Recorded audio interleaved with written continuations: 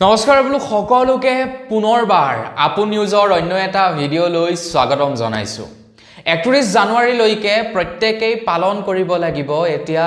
অসমৰ যান-বাহন বিভাগৰ প্ৰায় 7টাকৈ নতুন নিয়ম আপোনাৰ গাড়ী থাকক বা নাথাকক আপোনাৰ স্কুটি থাকক বা নাথাকক আপোনাৰ বাইক থাকক বা নাথাকক আপোনালোক প্ৰত্যেকেই 31 জানুৱাৰী পৰ্যন্ত 7টা নতুনকৈ নিয়ম পালন কৰিবই লাগিব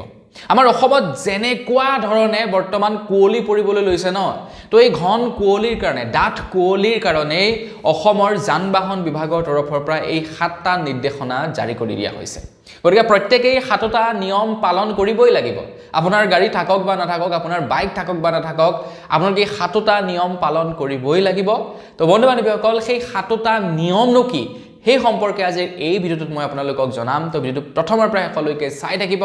মই শ্ৰীপান গগৈ আপোনালোকে চাই আছে আপোন নিউজ আহক আৰম্ভ কৰো আজিৰ ভিডিঅ' প্ৰথমটো হৈ গ'ল কুঁৱলীৰ সময়ত লাহে লাহে গাড়ী চলাব লাগিব ফগ লাইট আৰু লো বিম ব্যৱহাৰ কৰিব লাগিব ইখন বাহনৰ পৰা আন এখন বাহনৰ দূৰত্ব আপোনালোকে বজাই ৰাখিব লাগিব হঠাৎ গাড়ী পাৰ্কিং কৰিলেও ইণ্ডিকেটৰৰ ব্যৱহাৰ কৰিব লাগিব ডাঠ কুঁৱলীৰ সময়ত ব্যস্ত ৰাজপথত আপোনালোকে পৰাপক্ষত খোজ কাঢ়ি নাযাব কুঁৱলীৰ সময়ত চাইকেল আৰোহী পথচাৰীসকলে পৰিধান কৰক ৰঙা বা কমলা ৰঙৰ কাপোৰ বিশেষ জৰুৰী কাম নাথাকিলে আপোনালোকে পুৱতি নিশা আৰু নিশাৰ ভাগত কলৈকো যাত্ৰা নকৰিব এই 7টা নিৰ্দেশনা সকলোৰে কাৰণে প্ৰত্যেকজন ব্যক্তিৰ কাৰণে জাৰি কৰি দিছে যান-বাহন বিভাগৰ ফালৰ পৰা কোনোবাই হয়তো ক'ব পাৰে যে মোৰ যান-বাহন নাই তো মই এই নিয়ম কেইটা পালন নকৰিলেও হ'ব কিন্তু পথচাৰীৰ কাৰণেও মানে যিসকলে চাইকেল চলায় যিসকলে খোজকাঢ়ি যায় তেওঁলোকৰ কাৰণেও এই 7টা নিয়ম প্ৰযোজ্য হ'ব যিসকলে খোজ কাঢ়িবলৈ যায় তেওঁলোকক পুৱাৰ ভাগত আৰু সন্ধিয়া পৰত খোজ কাঢ়িবলৈ মানা কৰিছে বা যিসকল লোকে চাইকেল চলাই যায় বা যিসকল লোকে দিনৰ ভাগত খোজ কাঢ়িবলৈ যায় তেওঁলোকক নিৰ্দেশনা দিছে যে ৰঙা বা কমলা ৰঙৰ কাপোৰ পৰিধান কৰিবৰ কাৰণে কাৰণ এইচা ৰকমত কুঁৱলী পৰিছে ন আপোনালোকে 100 মিটাৰৰ আঁতৰৰ বস্তুটোক দেখা নাপায় 100 মিটাৰ বাদেই দিলেও আপোনালোকে 10 মিটাৰ আঁতৰৰ বস্তুটো আপোনালোকৰ দেখিবৰ কাৰণে অসুবিধা হৈ পৰে সেইবাবে আপোনালোকে কৰবালৈ যাওঁতে ৰাতিৰ ভাগত দেৰি কৈ না যাব যদি আপোনালোকৰ একো কামেই নাই তেনেহলে পৰাপক্ষত আপোনালোকে ৰাতিৰ ভাগত নোলাব এতিয়া ৰাতিৰ ভাগত বেছিকৈ ডাম্পাৰ বিলাক চলে আৰু ডাম্পাৰ বিলাক বৰ সাংঘাতিক স্পিডত চলে আৰু ডাম্পাৰ বিলাকৰ কি হৈ যায় আপোনালোকৰ ড্ৰাইভাৰ বিলাকে বহুত দূৰ তেওঁলোকে যাত্ৰা কৰি আহে অলপ টোপনিও লাগে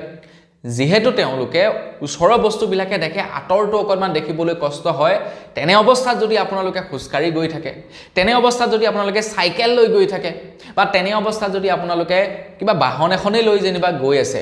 তো সেই ক্ষেত্ৰত এক্সিডেণ্ট হোৱাৰ চান্সেছ থাকে আৰু আপোনালোকে চাবচোন ঘন কুঁৱলীৰ বাবে আমাৰ অসমত প্ৰত্যেক বছৰে ঢেৰ এক্সিডেণ্ট হয় ইয়াৰ আগৰ বছৰত এটা পিকনিক পাৰ্টিৰ এক্সিডেণ্ট হৈছিলে যেটো পিকনিক পাৰ্টিৰ গাড়ীখনে এখন কয়লা ভৰ্তি ট্ৰাকৰ সৈতে মুখামুখি সংঘৰ্ষ হৈছিলে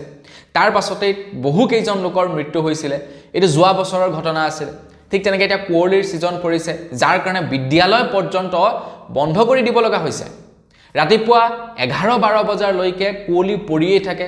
বেলিৰ পোহৰ দেখাই নাপায় 12টা-1মান বজাত লাহেকৈ বেলিটো অকণমান ওলাবলৈ লয় এতিয়া আপোনালোকৰ তাতে কেনেকুৱা হেইটো সম্পৰ্কে নাজানো কিন্তু মই বৰ্তমান য'ত আছো ইয়াতে প্ৰত্যেক দিন 11 বজালৈকে কুঁৱলী পৰি থাকে আৰু সন্ধিয়া পৰত 6টামান বজাৰ পৰা কুঁৱলী পৰা ষ্টাৰ্ট হৈ যায় গতিকে ভাবক কিমান ঠাণ্ডাৰ প্ৰকোপ পৰিছে বৰ সাংঘাতিক ৰকমে কুঁৱলী পৰিছে আৰু সেইবাবে আপোনালোকক এই 7টা নিয়ম পালন কৰিবলৈ কৈছে যিসকল পথচাৰী মানে যিসকলে খোজকাঢ়ি যায় তেওঁলোকৰ কাৰণেও 7টা নিয়ম যিসকলে চাইকেল চলাই যায় তেওঁলোকৰ কাৰণেও নিয়ম সোমাই আছে যিসকল লোকে বাইক গাড়ী চাইকেল